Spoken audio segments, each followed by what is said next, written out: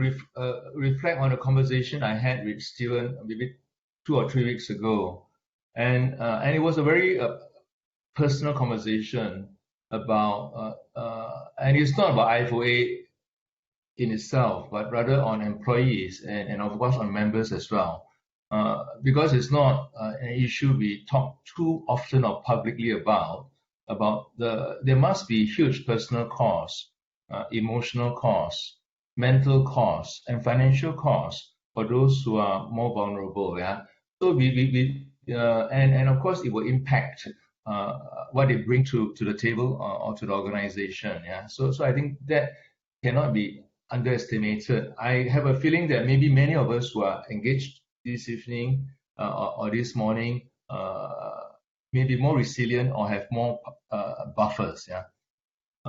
Coming to IFOA, and of course this is a strange role. I could well be a president who have never chaired a council meeting in person or be in UK for the entire 12 months. I could well be, but I'm not betting on that. But I think that it is extraordinary. I think there's no other word for it. We are familiar with the word VUCA, volatility, uncertainty, complexity, and ambiguity, and we read about it in published literature by McKinsey, Bain, and all that. But we had never felt it, a global VUCA, which uprooted things which we ordinarily would assume to take place. Yeah, and for me, it has been a big plus sign because there are a lot of upside, because I think I spoke to more people in the last 8 months than I would have done had I been going to UK every month, in UK and outside UK. And also a period of reflection about what a profession is about. And I want to use 2 words. One is reflection, and the other one is on reflexivity. Reflection, partly because of the uncertainty. The uncertainty which we see is not just about morbidity and death rates, right? Because COVID-19 unmasked all the fault lines underpinning our society, whether it's health security, low wages of cashiers and nurses, who are the most important people in this time compared to people who are hugely rewarded, but they are the most critical people. Black Lives Matter, and of course the climate crisis, loss in biodiversity, and all these areas are areas about sustainability.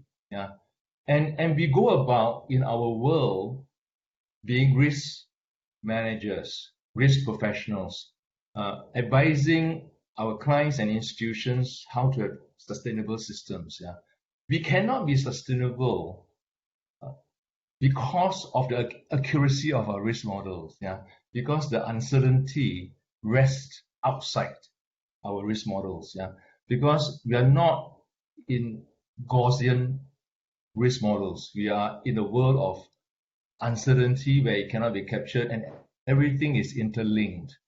And that goes to our public interest role, because we have the capability.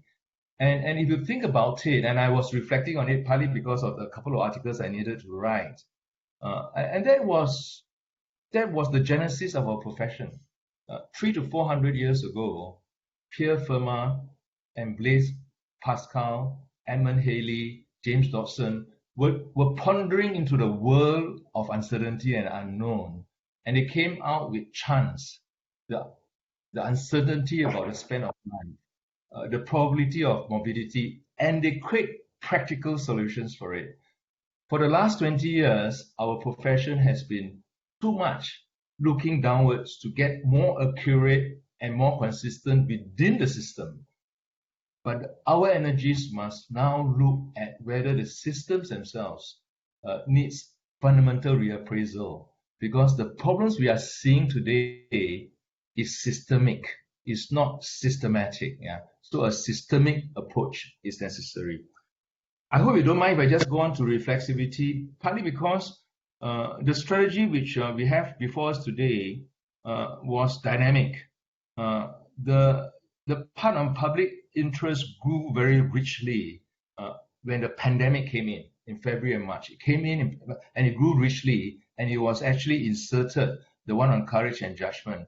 Because what is happening now, the strategy does set out our plans, but our journey also fit into the strategy. So a rather reflexive approach is required. Stephen was given a roadmap, a budget in January, but that budget and roadmap has been thrown away by March because we are going to a period of uncertainty.